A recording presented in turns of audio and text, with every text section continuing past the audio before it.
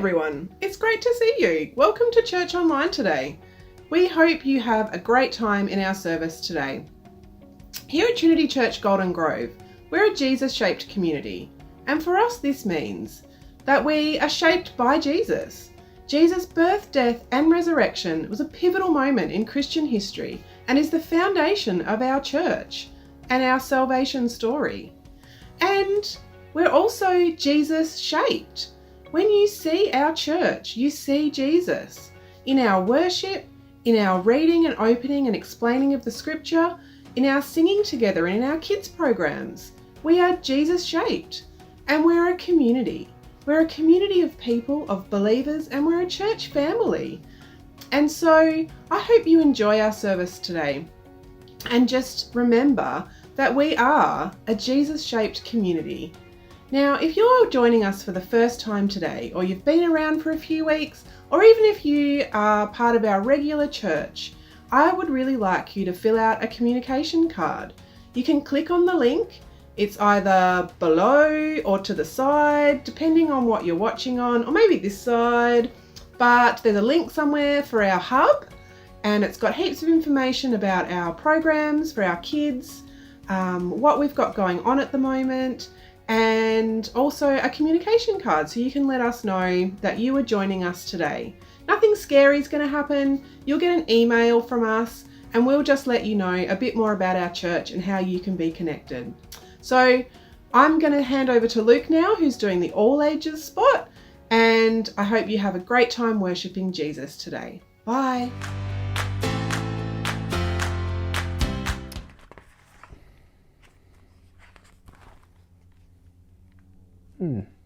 Oh, hi everyone. You've caught me reading a book. This is called The Biggest Story. It's by a guy called Kevin D. Young, who you've probably never heard of, and an illustrator called Don Clark, and you've never heard of him either. But he draws really good pictures. And Kevin D. Young, really great Bible writer, pastor. Grown-ups, you can look at him on the Gospel Coalition. Anyway, it's called The Biggest Story. And I thought, this is a really great story, particularly because we're starting a new series for adults and kids at church in the book of Exodus. And when you get to the book of Exodus, it's helpful to know what's happened before. And that's what I want to tell you about today, everyone, particularly kids if you're watching at home. And you'll see the pictures come on the screen as well in a few minutes. I get to be a Play School presenter and do the story time like on Play School. So let me read to you the beginning of the book of Exodus and what it's all about. And here's what I want you to remember from today. God loves to send a redeemer to save his people. God loves to send a redeemer to save and rescue his people. And Moses, the birth of baby Moses caught in the reeds, taken out of the basket by Pharaoh's daughter, shows us that one day a greater redeemer is coming called Jesus, who will save us from bad things and hard things and sad things and sin. And we have the guarantee that he's with us every day of our life, when we're 3 or 4 or 5 or 6 or in the middle of lunch, when our friend doesn't want to play with us, when life's tricky and difficult, we have Jesus who is saving us and bringing us into his kingdom forever and ever, where there'll be nothing but the best days, day after day. So here's Exodus, or actually the beginning of Exodus, and how Kevin D. Young and Don illustrate it for us. Here we go. Several hundred years after God's promise to Abraham, it looks like things have gotten way off track. Actually, it was 400 years. 400 years. Do any of you know anyone that's 400 years old? Not even your grandpa or grandma's 400 years old. Not even Colin and Jenny or Peter and Meredith are 400 years old. So, when God told Abraham to leave his home, he promised to give him a new land in Canaan. It was going to be a great land. It was supposed to remind God's people of the garden they once had. It would be sweet and refreshing with plenty of milk and honey. And you can see, can't you, 2 hands being held out with a nice bowl of milk and honey and, well, not really, but a bee and some flowers. It looks like a great land that God's going to give his people. Oh dear. But Abraham and his sons never really possessed the land they were promised. And now it was 400 years later and they were slaves in Egypt. Oh, look. The hands have turned inward and there's this big chain around them and some shackles. They're slaves in Egypt. Oh my. So, how Abraham's family got to Egypt is a long story, but here's the short version. They went to Egypt because there was a famine in Canaan, and when they got to Egypt, Jacob's sons found their long-lost brother Joseph, who helped them get food and a place to live, even though he was there because his 10 older brothers had been so jealous and sold him into slavery after they almost killed him because he had a fancy coat. Well, I told you that was a long story. Well, you see, delivering them from famine was one thing. That's when Israel's family was pretty small. Israel, by the way, is the name of Jacob. It's his new name that God gave him. I guess everyone had two names back then. Now, hundreds of years later, the family was huge. Almost 1 million people big. How would God save a couple million people from slavery, do you think? It's not like God could just turn the river Nile into blood, send frogs, gnats, flies, disease, boils, hail, and locusts, and darkness and death until the king of Egypt let them go. Oh, wait a minute. That's exactly what God did.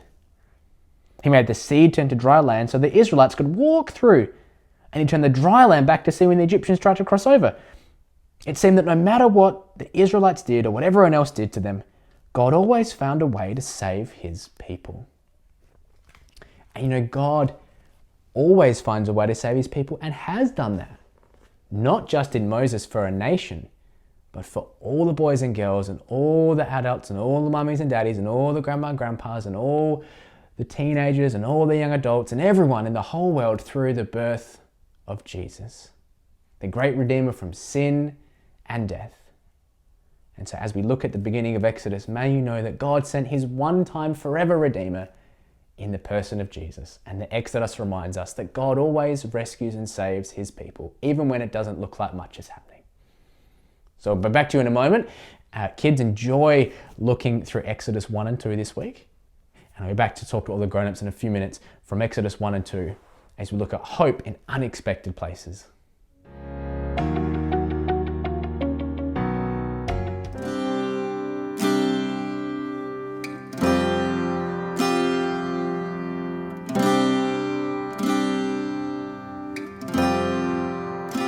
How great the chasm that lay between us, how high the mountain I could not climb.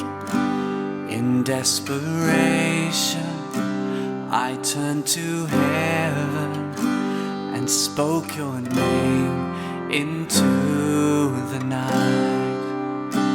Then through the darkness, your loving kindness tore through the shadows of my soul. The work is finished, the end is written.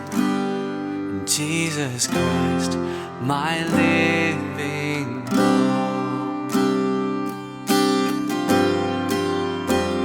Who could imagine so great a mercy?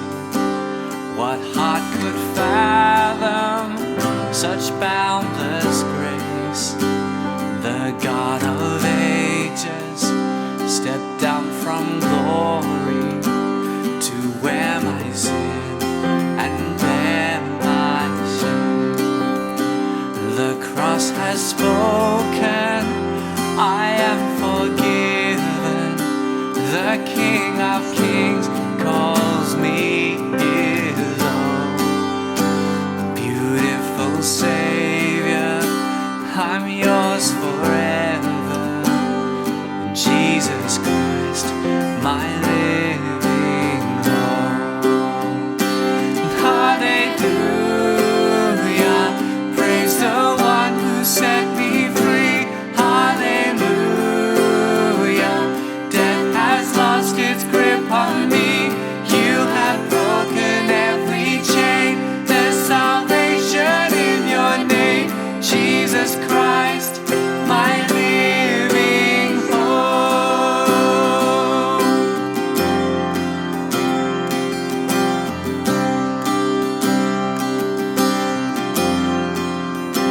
Then came the morning that sealed the promise. Your buried body began to breathe. Out of the silence, the roaring lion declared the grave has no claim on me. Then came the morning that sealed the promise. Your buried body began to breathe out of the silence. The roaring lion declared the grave has no claim on me. Jesus, yours is the victory. Hallelujah. He's the one who set me free. Hallelujah. Death has lost its grip on me. You have broken every chain. There's salvation in your name, Jesus Christ, my living hope. Hallelujah. There's the one who set me free. Hallelujah. Death has lost its grip on me. You have broken every chain. There's salvation in your name, Jesus Christ, my living hope. Jesus Christ, my living hope. God, you are my living hope.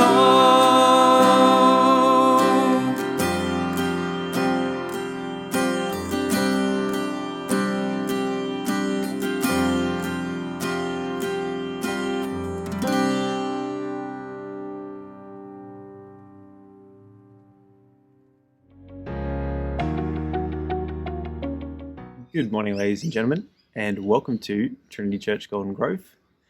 Today we're going to be reading from Exodus chapter 1, and we're going to go all the way to Exodus chapter 2, verse 10. These are the names of the sons of Israel who went to Egypt with Jacob, each with his family: Reuben, Simeon, Levi, and Judah; Issachar, Zebulun, and Benjamin; Dan, and Naphtali; Gad, and Asher. The descendants of Jacob numbered 70 in all. Joseph was already in Egypt. Now Joseph and all his brothers and all that generation died, but the Israelites were exceedingly fruitful. They multiplied greatly, increased in numbers, and became so numerous that the land was filled with them. Then a new king, to whom Joseph meant nothing, came to power in Egypt. "Look," he said to his people, "the Israelites have become far too numerous for us. Come, we must deal shrewdly with them, or they will become even more numerous. And, if war breaks out, we'll join our enemies, fight against us, and leave the country." So they put slave masters over them to oppress them with forced labor, and they built Pithom and Ramesses as store cities for Pharaoh. But the more they were oppressed, the more they multiplied and spread. So the Egyptians came to dread the Israelites and worked them ruthlessly. They made their lives bitter with harsh labor in brick and mortar and with all kinds of work in the fields. In all their harsh labor, the Egyptians worked them ruthlessly.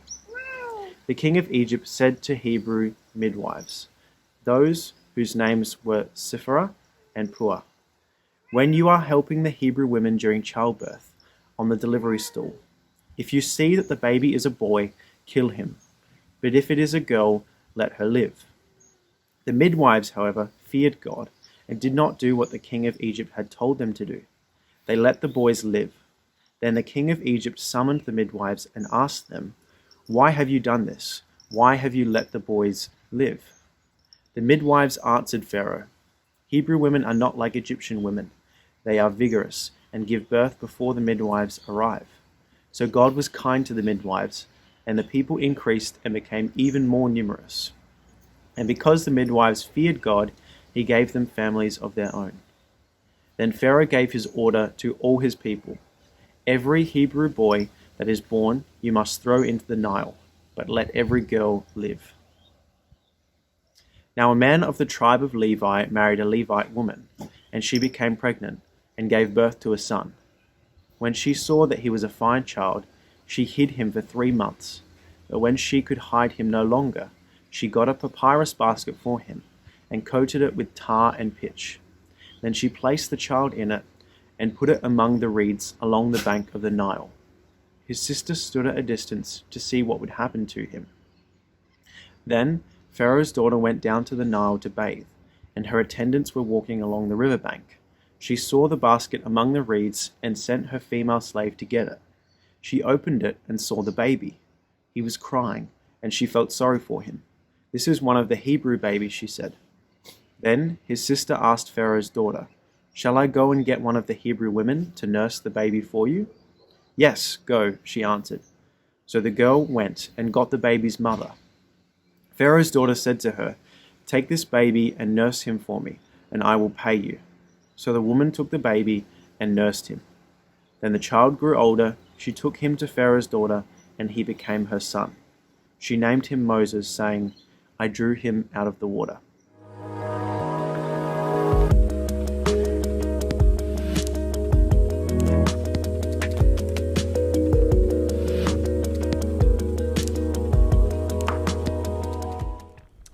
So in our home, we have a book that describes the day in the life of a small boy. And as he narrates his day, from start to finish, he keeps on telling us, the reader, just how bad his day really is.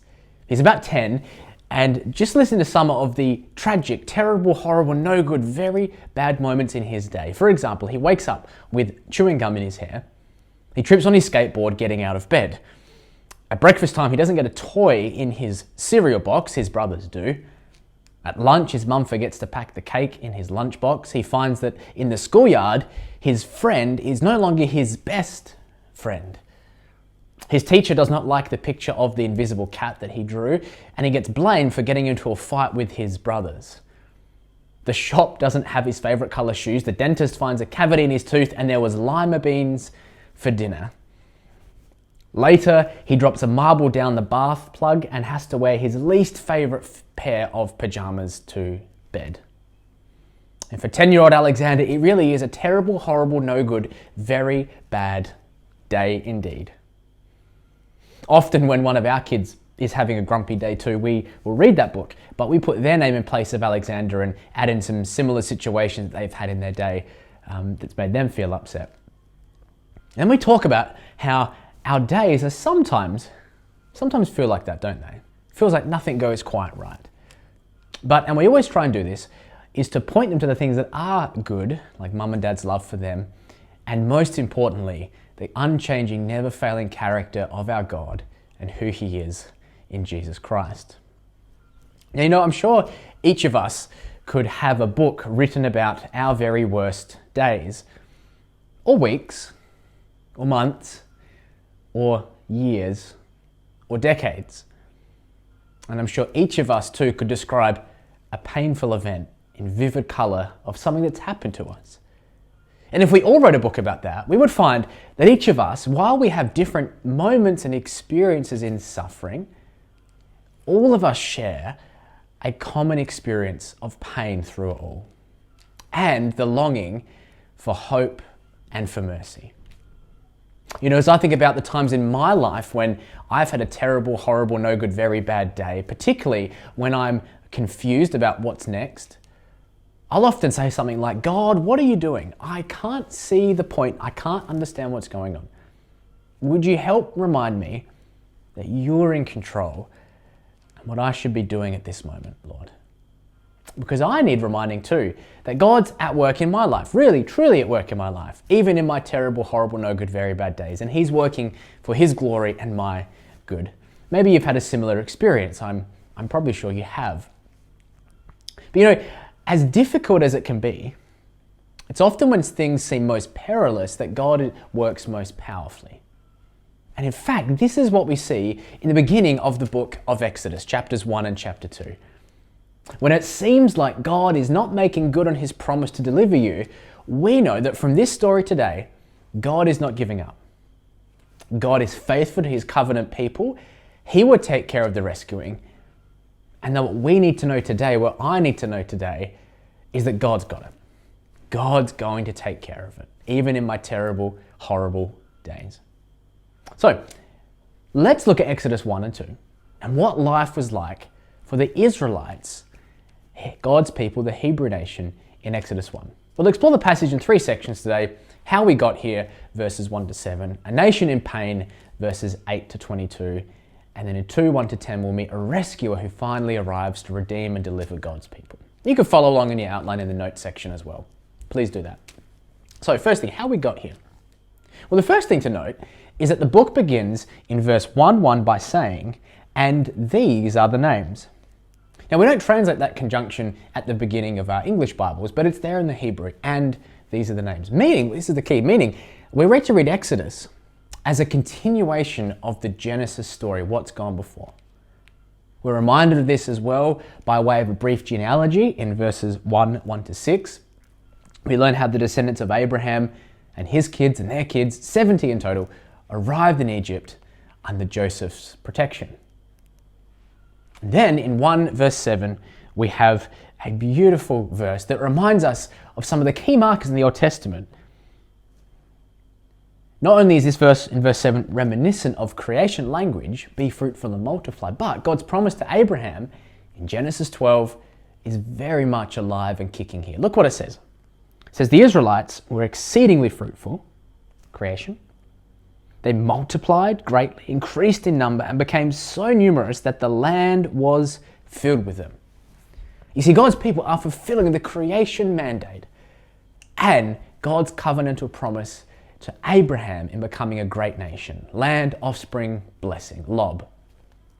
And so Exodus now is the next part of God's story. The part where God now highlights the need for redemption, even the need to redeem his own people, you see.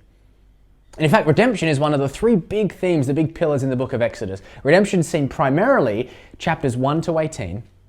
And we see this idea of covenant being spelled out for us in 19 to 24. And then 25 to 30 is all about God's present. Redemption, covenant, presence. We'll get through all of them in the next weeks as we look through Exodus more. And today, we most often see the word redeem, by the way, when you collect enough reward points food shopping. Or you get an email from your favorite shop saying, here's 40% online or off now, redeem now, click here. And it captures a very little part of what redemption is, but redemption in the Bible has a much more robust understanding than simply that.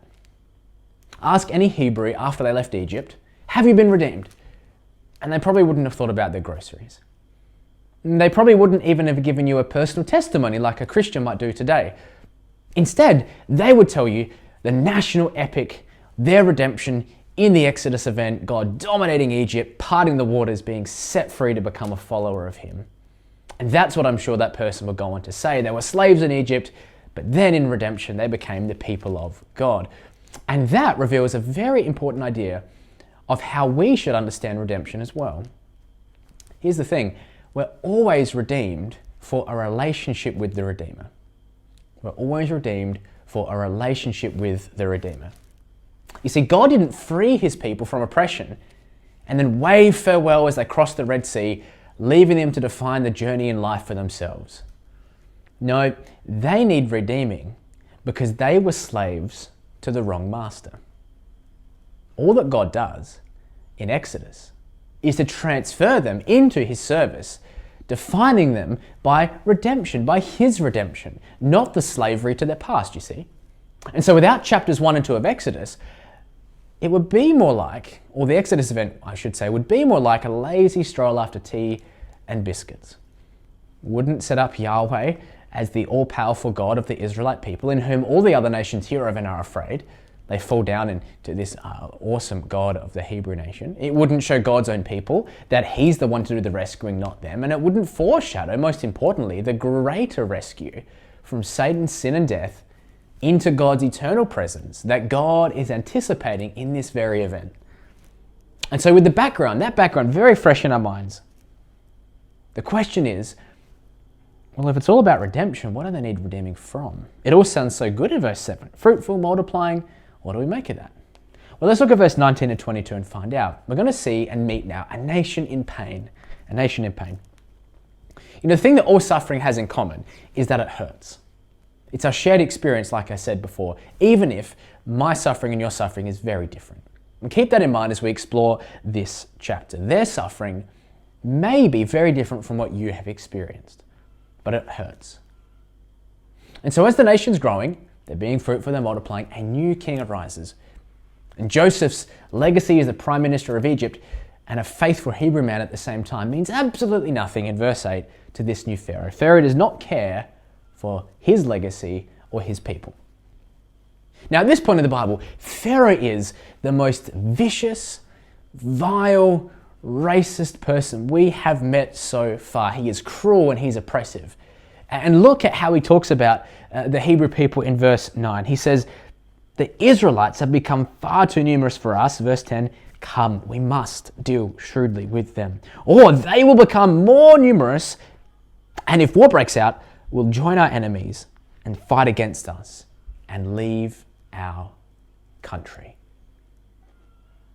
Notice that unlike the other incidents in Israel's past that we have in the Old Testament, their suffering here is not because of their sin. Their suffering is grounded in the evil of Pharaoh and his sin, not theirs. Pharaoh wants to stop them growing as a nation for fear that they would make an alliance with another nation. If war broke out, they'd side with them, not with Pharaoh, and they would leave Egypt. He'd lose his economy, he'd lose his workers, he'd lose his prosperity.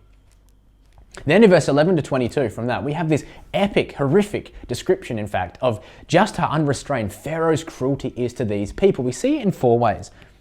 Firstly, we see it's political. Pharaoh deals with them shrewdly, verse 10, for fear of the political alliance breaking out. You know, the days of seeking asylum and safety in Egypt are now gone for this people group. The ruling government is targeting them very, very directly here. Not only is it political, but we see that it's economical. Verse 11, there is forced labor to build cities, storehouses. There is slavery, there is racism and ruthless working conditions in verse 13 to 14. In fact, according to one scholar describing this, he said that they organized the Hebrews into large work groups and they became an anonymous mass to depersonalize and lose any individuality that they might have in the eyes of their oppressors. The Israelites became nothing more than a tool to abuse and to use. And that doesn't take much to see the links with the world we live in today, does it? Or even Nazi Germany in the persecution of Jews in World War II. It really is that bad in Exodus chapter 1 as well. Not only is it that, but it's social. He hates them. He just hates these people. Verse 12, and he legislates, get this, infanticide and then genocide in verse 15, 16 and 22. And finally, we learn that it's a spiritual issue as well.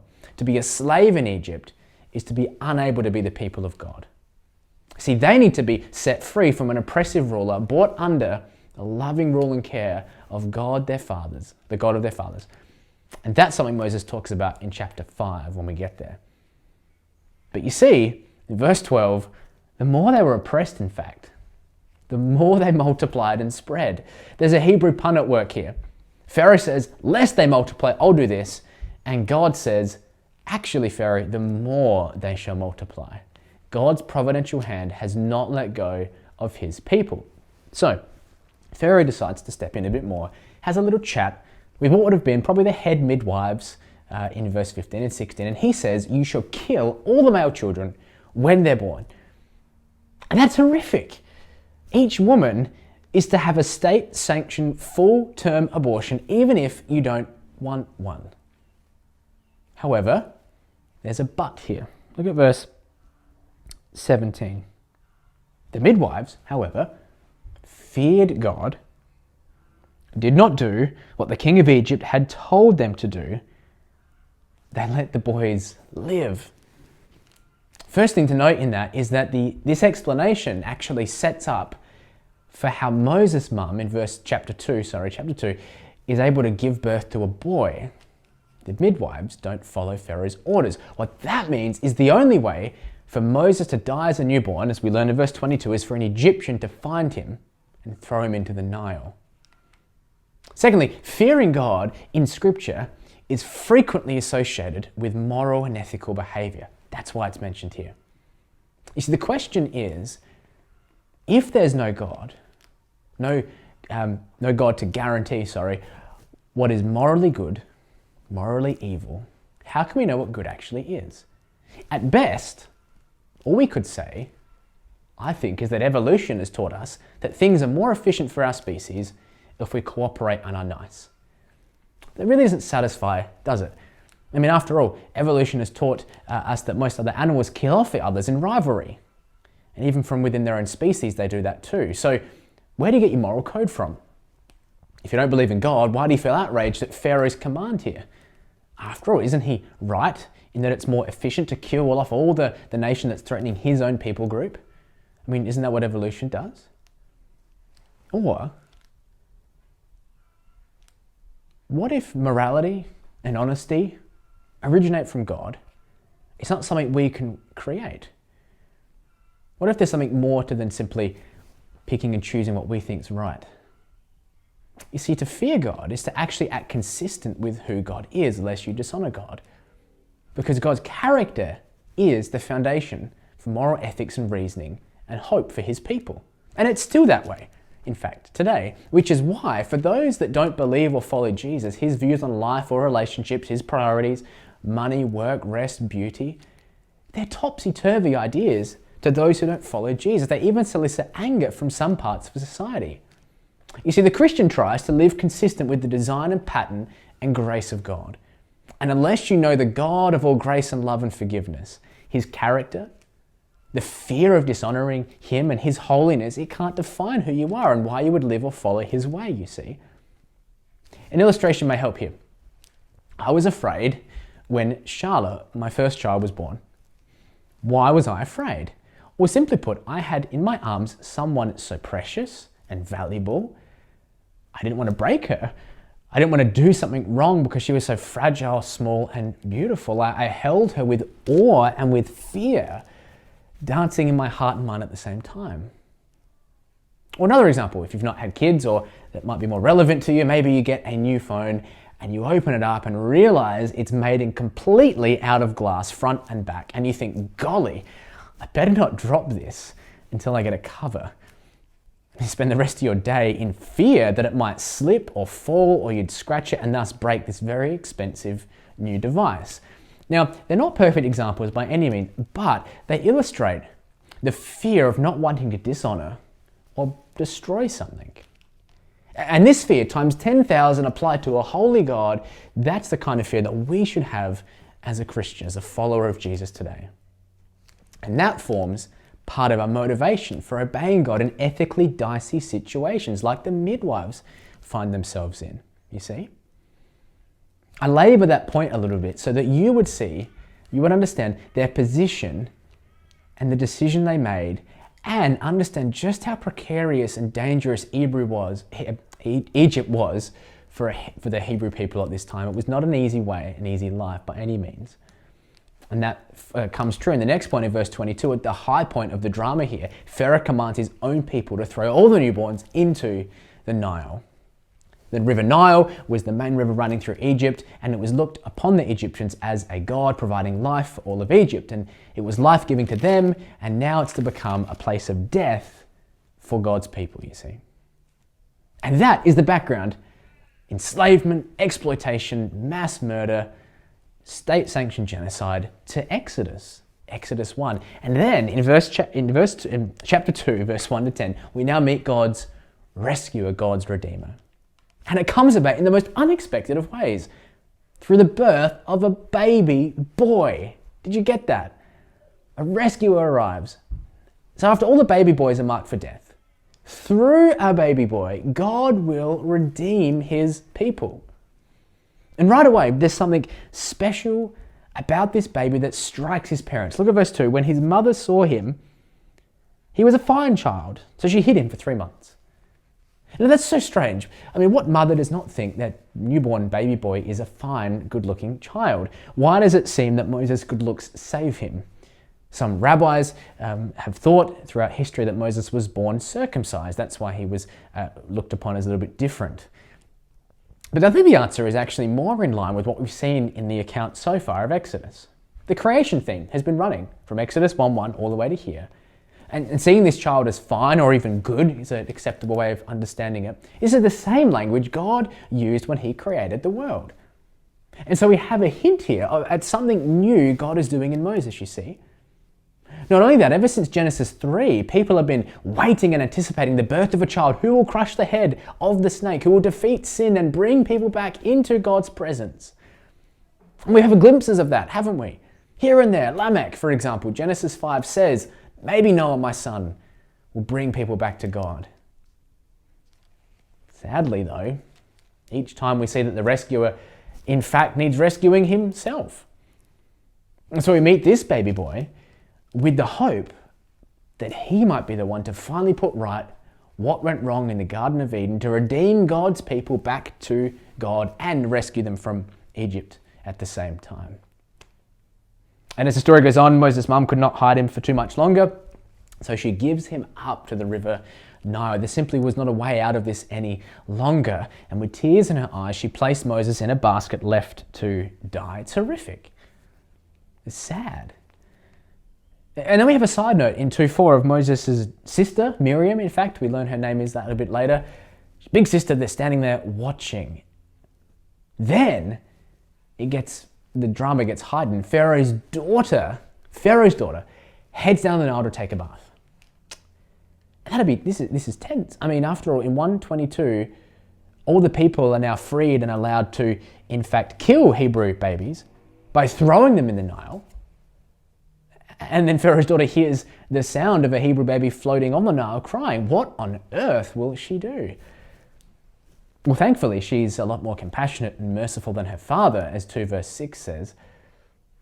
And then, if that's not enough, that she has compassion on this child, another climax of the story is that Moses' sister pipes up at this moment, offers a voice which changes Moses' future, the future of God's people, in fact, and says, why don't I go and get one of the Hebrew mothers to look after him?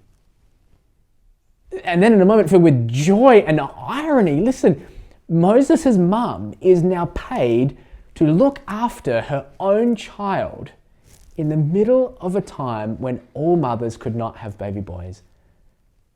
And then a few years later, Moses then becomes the adopted son of Pharaoh's daughter, who's a Hebrew boy. Isn't that amazing?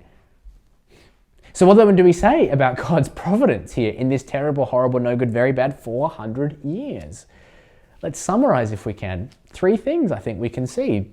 Firstly is that is in the providence of God.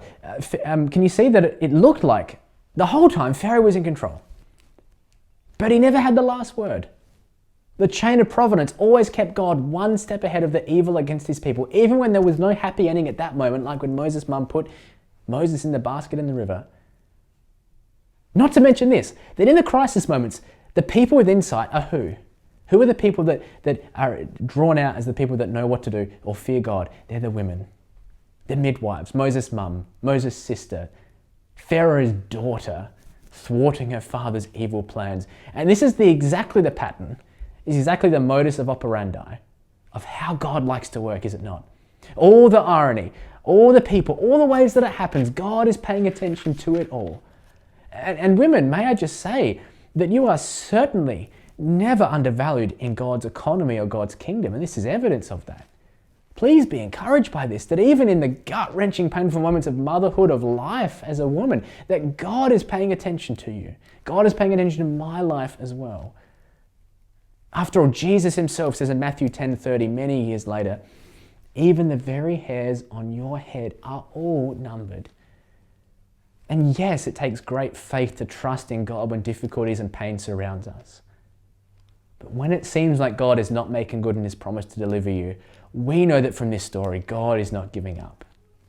He is faithful to his covenant people. He will take care of the rescuing. The birth of Moses, and much later the birth of Jesus, are his concrete way of saying, he's got this. Trust him. Fear him. Look to him. My question for us all is just that. Will I trust in the God who has given us concrete evidence of his providential care for me, for you?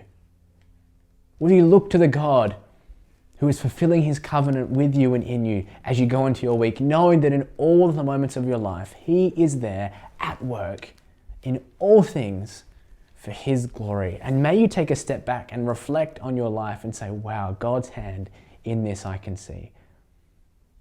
And this brings us to the greatest part of Exodus 1 and 2, how it points forward for us to see the unexpected hope of Jesus.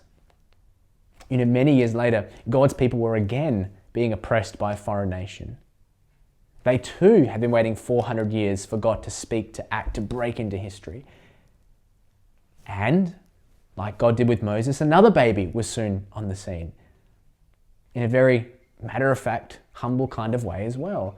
Even with a death sentence of boys hanging over this young baby's head as well. This was in fact Jesus, the great one that Moses points us to. The one that not simply delivered his people from an evil ruler like Pharaoh, but Jesus, the one who delivers us from the evil in our own hearts, from sin, from Satan, from death itself. And then at just the right time, according to the plan of God, Jesus was born as Moses was. But Jesus, the Son of God, the Son of Man, one of us, yet distinct from us. And that this Jesus is amazing the world through the ironic message that his cross and resurrection is the way to the true exodus, the true redemption that you and me seek, the true hope to our terrible, horrible, no good, very bad days.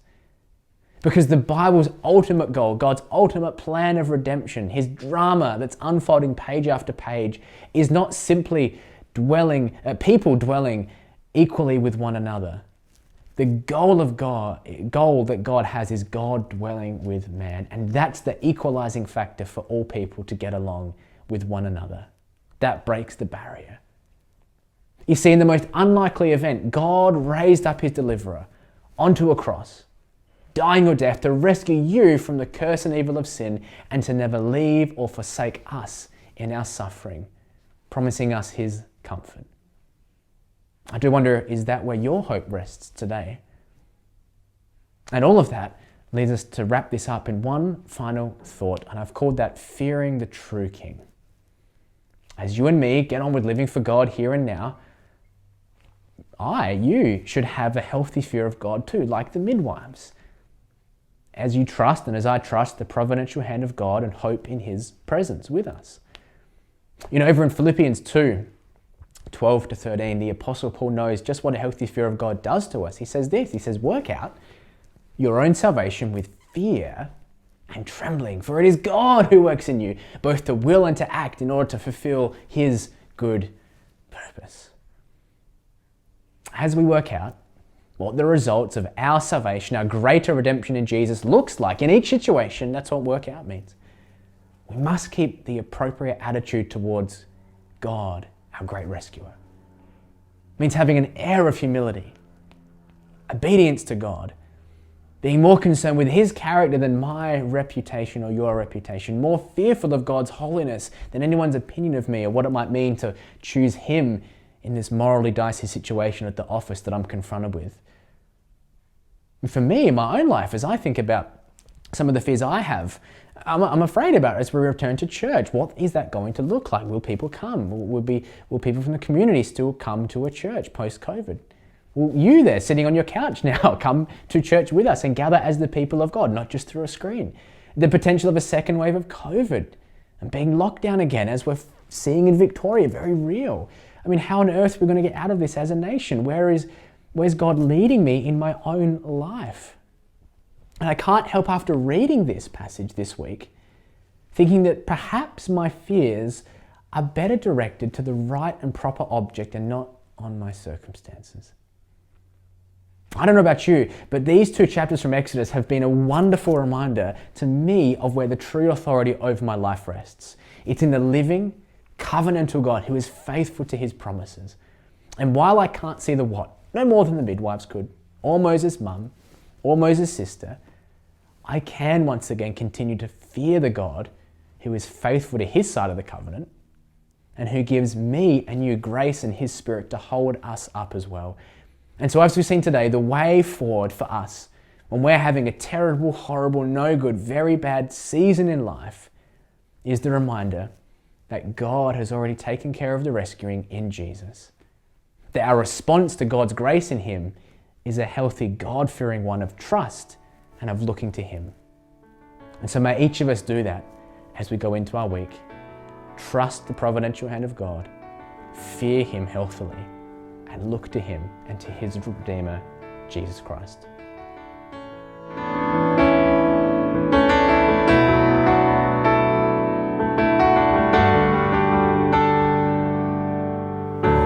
You are rich beyond compare.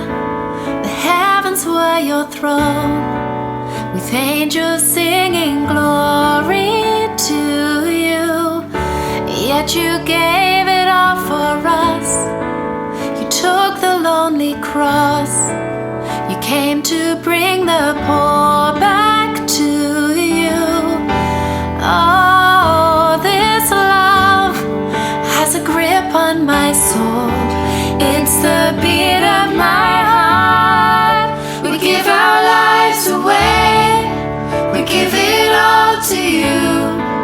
For you have shown us mercy to bring you glory. We give you every day and everything we do, 'cause we have all we need in you. Heaven shouts, you are the Lord. Creation stands in awe. The mighty oceans bow down to you. Yet you walk the dusty ground. You fed the hungry crowd. You love to lift the weak up to you. Oh, this love has a grip on my soul. It's the beat of my heart. We give our lives away. We give it all to you. For you have shown us mercy to bring you glory. We give you every day and everything we do, 'cause we have all we need in you.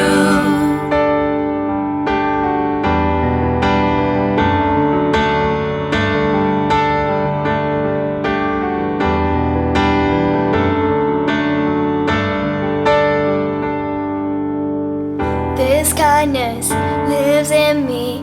The love of Christ compels me. Come make me more like you. Come make me more like you. Your spirit within me. The love of Christ compels me. Come make me love like you do.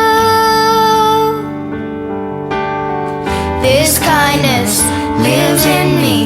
The love of Christ compels me. Come make me more like you. Come make me more like you. Your spirit within me. The love of Christ compels me. Come make me love like you do. We give our lives away. We give it all to you. For you have shown us mercy to bring you glory. We give you every day and everything we do, 'cause we have all we need in you. We give our lives away. We give it all to you. For you have shown us mercy to bring you glory. We give you every day and everything we do, 'cause we have all we need in you.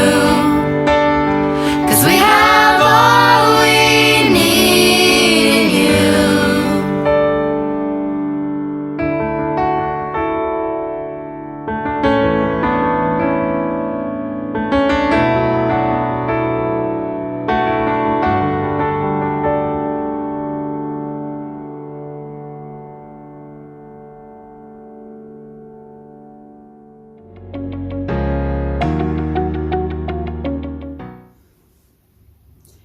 Good morning, everyone. My name is Naomi, and this morning I'll be leading us in prayers. So, would you please join with me as I pray? Father, you are the all-knowing God. You know our hearts, fears and anxieties. Things that are out of our control are wrapped firmly in your sovereign grace. You know that we easily forget your promises, that we so often turn to relying on our own strength and ability. So we come before you this morning, asking that you would renew our trust in you. As we begin our series in Exodus, help us to be reminded that you work through all things and that you are always with us.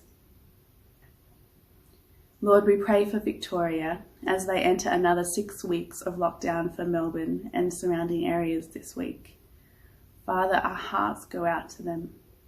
Please be with all those who are feeling the weight of uncertainty and anxiety during this time. Draw people into your peace and enable Christians in Victoria to comfort and care for those in their communities. We ask that you would be with leadership, giving them wisdom as they continue to make decisions to slow and stop the spread of coronavirus. Help communities to care for one another by following recommendations to reduce community transmissions. We also pray for those in healthcare that you would strengthen them during this season of high stress. Lord, we bring before you Trinity Church Woodcroft. We give thanks for our brothers and sisters at Trinity Church Woodcroft. We thank you for how their community has been able to stay connected to one another through careful hospitality. We pray that they would be able to continue to encourage each other. We praise you, God, that even within these unprecedented circumstances, Daniel and Michael, Woodcroft trainees, have been able to continue to grow as ministers of your word through their studies and serving opportunities. We ask for wisdom, patience, and the ability to put others' interests above their own as they seek to grow as a church in whatever context Term 3 brings. We pray for us here at Trinity Church Golden Grove, that you would help us exchange fear for faith and doubt for boldness as we navigate the uncertainties of this season. Hold us firmly to the solid foundation of your word and help us to find comfort and peace as we turn to you in prayer. Lend us your wisdom, Lord, as we plan to return to meeting together as your people.